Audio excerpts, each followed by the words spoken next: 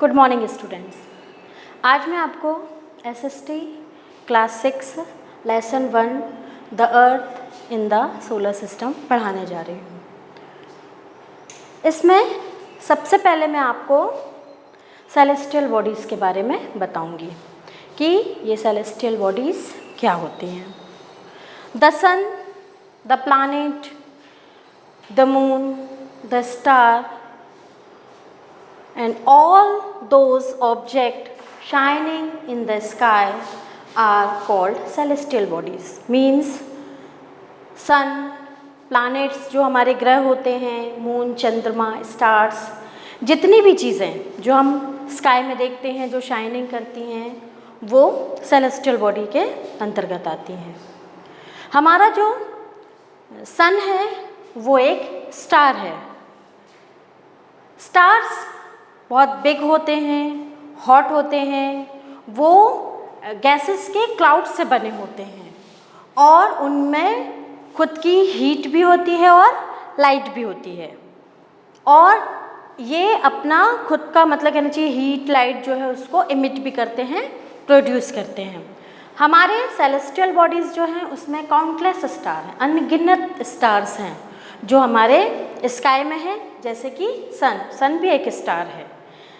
But we don't feel their heat and light because they are far from us. लेकिन हम सन की heat और light ज़्यादा देख पाते हैं बजाय स्टार्स के। स्टार्स हमको टिमटिमाते हुए दिखाई देते हैं और उसकी हमको हीट भी बहुत ज़्यादा महसूस नहीं होती। उसका रीज़न है कि यदि हम इन कंपैरिजन देखें तो ये जो बहुत सारे काउंटलेस स्टार्स हैं ये सूरज की यानी सन की तुलना में और भी ज़्यादा हमसे दूरी पर हैं। तो ज़्यादा दूरी होने के कारण हम उनकी हीट और लाइट उतनी नहीं देख पाते जितनी कि हम सन की देख पाते हैं। आगे हम देखते हैं we don't see moon and star during the day time, और दिन के समय में भी हम मून को, चंद्रमा को और बाकी सारे स्टार्स को नहीं देख पाते। तो उसका रीज़न ही ये है कि हमारा जो सन है उसकी मतलब जो लाइट है वो इतनी ज़्यादा ब्राइट है कि हम उसकी रोशनी में बाकी मून और बाकी स्टार्स को नहीं देख पाते क्योंकि वो सूर्य से ज़्यादा दूरी पर हैं।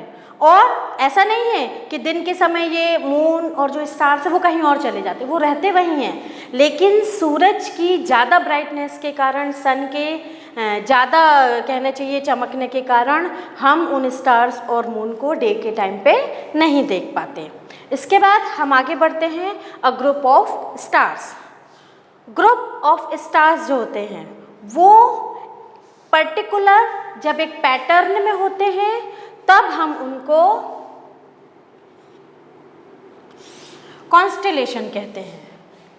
A group of star particular in a pattern is called constellation.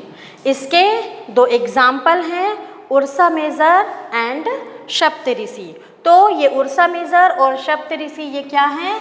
Group of stars, stars का ग्रुप है, समूह है। जैसे सप्तऋषि भी जो है वो स्टार्स का एक ग्रुप है जिसमें कितने स्टार होते हैं? 7 स्टार होते हैं। तो सप्तऋषि ग्रुप ऑफ 7 स्टार है।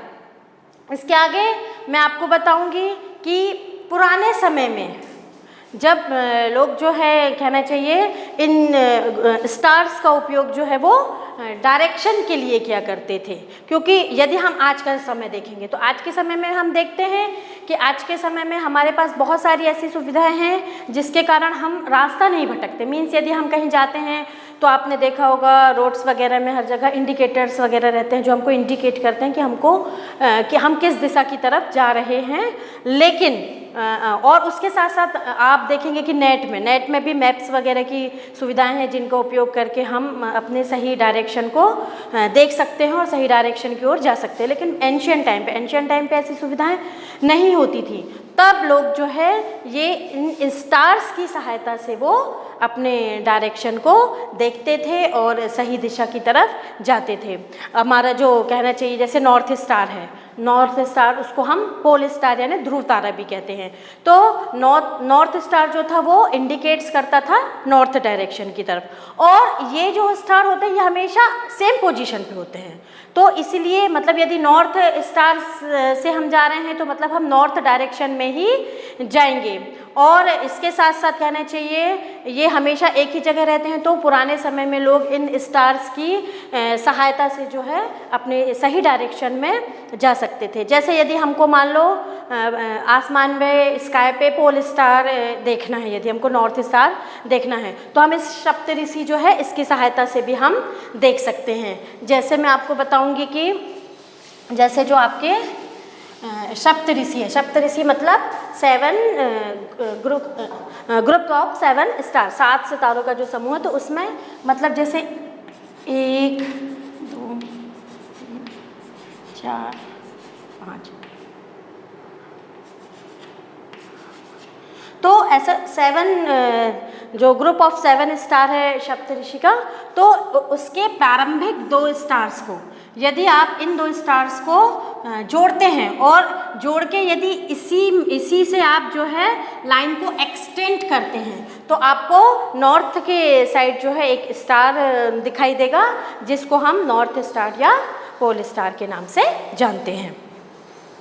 स्टूडेंट्स, आगे हम और सेलेस्टियल बॉडीज़ के बारे में देखेंगे, या उन सेलेस्टियल बॉडीज़ के बारे में हम आगे पढ़ेंगे जिनकी खुद की अपनी लाइट और हीट नहीं होती, मतलब उनके पास खुद का अपना प्रकाश और ऊर्जा दोनों नहीं होती, लेकिन वो दूसरे मतलब कहना चाहिए दूसरे स्टार्स से उनको ये हीट और लाइट मिलती है। इनको हम प्लैनेट्स कहते हैं। मतलब प्लैनेट्स क्या होते हैं? प्लैनेट्स वो होते हैं जिनकी खुद की हीट और लाइट नहीं होती और उन्हें वो हीट और लाइट जो होती है वो दूसरे स्टार से मिलती है। हमारा जो अर्थ है, हमारी जो अर्थ है वो भी एक प्लैनेट है which receives all its heat and light from the sun. मैंने बताया था सन एक स्टार है और हमारी जो अर्थ है, हमारी अर्थ को सन से जो है हीट और लाइट मिलती है। हमारे सोलर सिस्टम में 8 प्लैनेट्स हैं। आपकी बुक में शायद 9 प्लैनेट्स दिए हुए हैं और पहले ये 9 प्लैनेट्स थे भी, लेकिन वर्तमान में एक प्लैनेट जो है उसको रिमूव कर दिया गया है और अब हमारे सोलर सिस्टम में 8 प्लैनेट्स हैं। और इनमें से जो प्लूटो नामक का जो प्लैनेट है, जो कि वो बहुत छोटा था, बहुत बौना था, तो उसको जो है अभी हटा दिया गया है। तो अभी मतलब कहना चाहिए रिसेंटली हमारे जो सोलर सिस्टम में है वो 8 प्लैनेट्स हो गए हैं। The moon that we see in the sky is a satellite. अब मून जो चंद्रमा है वो सैटेलाइट है, मतलब वो एक उपग्रह है। और वो किसका उपग्रह है? हमारी पृथ्वी का, हमारी अर्थ का। मून जो है वो हमारी अर्थ का सैटेलाइट है और हमारे अर्थ का कंपेनियन है। और ये जो मून है ये हमारी अर्थ के ही चारों ओर चक्कर लगाता है। अब आगे हम सोलर सिस्टम के बारे में पढ़ेंगे कि सोलर सिस्टम में सन, उसके 8 प्लैनेट्स, सैटेलाइट, एस्ट्रॉइड्स, मीटियोराइट्स, ये सभी मिलके जो है वो सोलर सिस्टम बनाते हैं। और इस सोलर सिस्टम में जो सन है, सन जो होता है वो इस सोलर सिस्टम का हेड है। मतलब हमारे जो सौर मंडल, सौर परिवार जो है उसका मुखिया कहलाता है सन। तो sun is the head of the solar family. और सन जो है वो मतलब बहुत ज़्यादा गर्म गैसों से बना हुआ है, तो वो बहुत ज़्यादा एक्सट्रीमली हॉट होता है।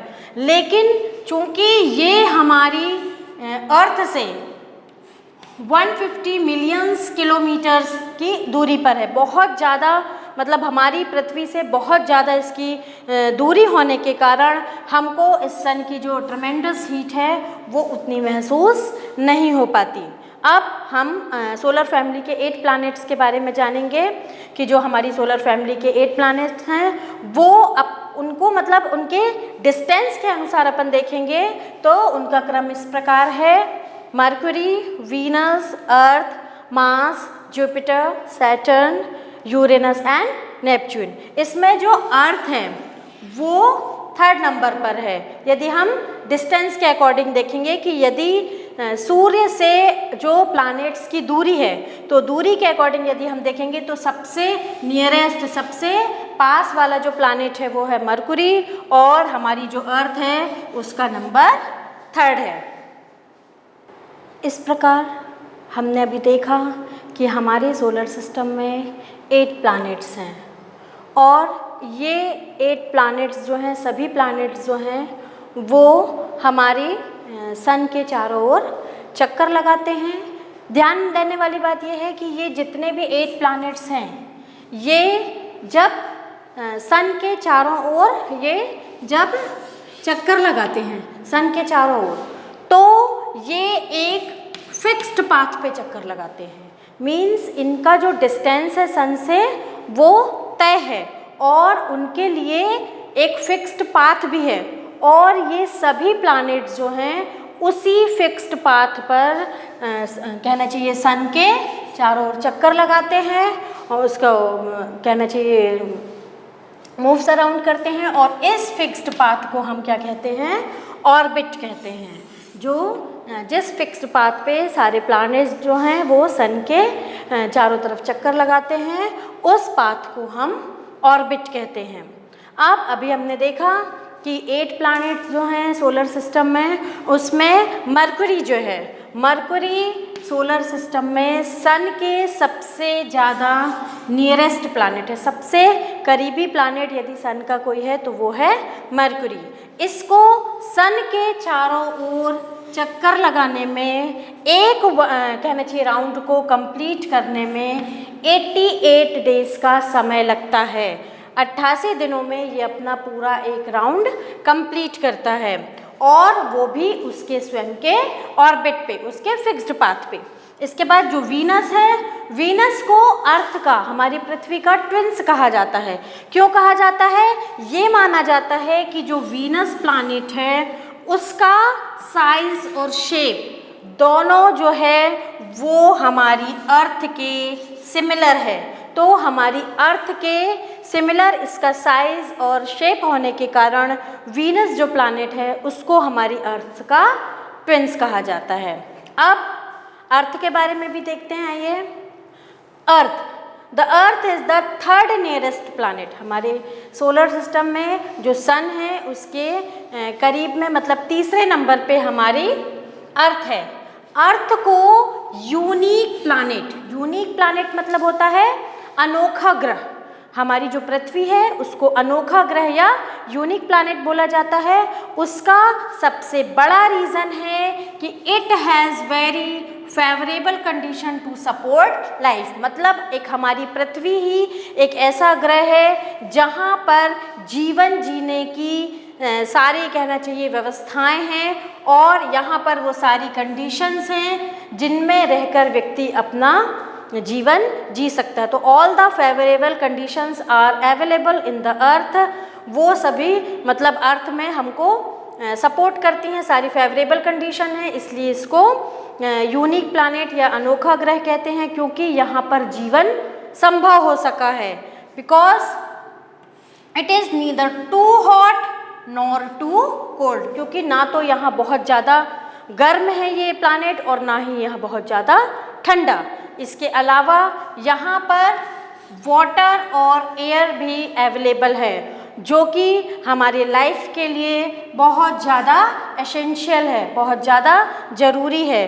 तो इन वाटर और एयर होने के कारण, और यहाँ ना तो बहुत ज़्यादा गर्मी और ना बहुत ज़्यादा ठंडाई होने के कारण, और सारी वो कंडीशंस जो एक जीवन के लिए, जो एक लाइफ के लिए सपोर्ट करती हैं, वो सब कुछ यहाँ मौजूद है। इसलिए हमारी अर्थ को यूनिक प्लैनेट या अनोखा ग्रह भी कहा जाता है, केवल लाइफ यहाँ पर होने के कारण, जीवन संभव यहाँ पर होने के कारण जाते हैं। और ये जब पृथ्वी तक आते हैं तो जो छोटे टुकड़े होते हैं वो जल जाते हैं, और पृथ्वी तक आते आते, अर्थ तक आते आते केवल उनकी राख पहुंचती है। बट समटाइम ये मीटियर्स जो होते हैं वो विदाउट कम्प्लीटली बर्न्स फॉल्स, कभी कभी ये पूरे नहीं जलते और ये साइज़ में भी बड़े होते हैं, और ये पृथ्वी पर गिरते हैं, और ये एक हॉलो जो है उसको क्रिएट करते हैं, एक सुराख बना देते हैं, एक गड्ढा बना देते हैं पृथ्वी पर। इसके बाद हम आगे पढ़ेंगे गैलेक्सी और यूनिवर्स के बारे में कि गैलेक्सी और यूनिवर्स क्या होते हैं। तो सबसे पहले हम गैलेक्सी के बारे में पढ़ेंगे।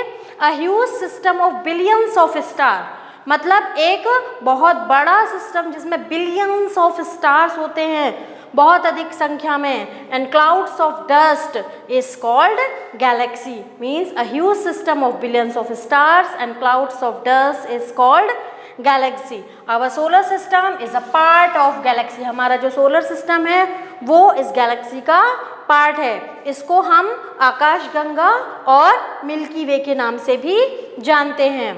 उसके आगे हम देखेंगे there are billions of such Galaxy.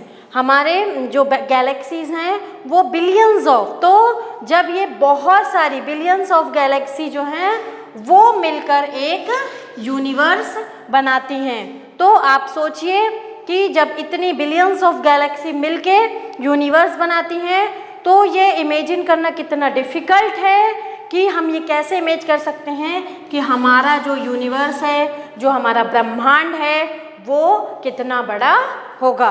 तो आज मैंने आपको क्लास 6 का लेसन 1 समझा दिया। Thank you.